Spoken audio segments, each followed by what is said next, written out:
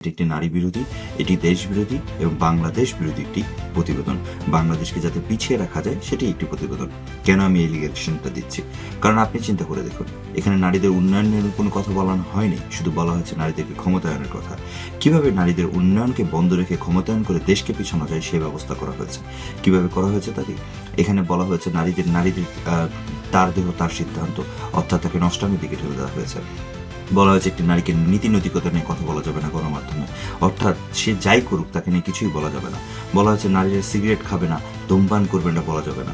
কেন তার বলা লাগবে? কারণ হচ্ছে তারা চায় নারীরা নেশাগ্রস্ত হোক, নারীরা অ্যাডিক্টেড হোক, নারীরা শিক্ষা এবং অগ্রগতি থেকে নিজে পিছিয়ে রাখুক। এবং এই নারীদেরকে ক্ষমতায়িত করার জন্য তাদের জন্য বিশেষ কোঠা ব্যবস্থা রাখা হয়েছে। দেখুন, মুক্তিযোদ্ধারা দেশকে স্বাধীনতা দিয়েছে, কিন্তু তাদেরই সন্তানদেরকে যারা কোঠার আওতায় রয়েছে সেদিকে তাদেরকে মেধাকে নষ্ট করে দেওয়া হয়েছে। একইভাবে এই নারীদেরকে কোঠার মাধ্যমে যেরকম সংসদে 30% কোঠা রাখা হয়েছে, এখন বলা হচ্ছে 10% কোঠাতে 30 জন সংসদ সদস্য রয়েছে। একইভাবে 600 জন হলে সেখানে 60 জন সংসদ সদস্য হবে। এর মাধ্যমে তাদেরকে নেতৃত্বে প্রতিষ্ঠা করা হচ্ছে। তাদের এখানে বলা হয়েছে যদি নারীদের শিক্ষাগতভাবে এবং যোগ্যতা দিয়ে তারা যদি প্রমোশন নাও পায়, পুরুষকে প্রমোশন না দিয়ে সেই নারীকে প্রমোশন দিতে হবে। অর্থাৎ বাংলাদেশকে নেতৃত্ব দেওয়ার জন্য যদি কোনো পুরুষ থেকেও থাকে, তাকে আপনি সেই নেতৃত্ব জায়গায় তাকে দিচ্ছেন না।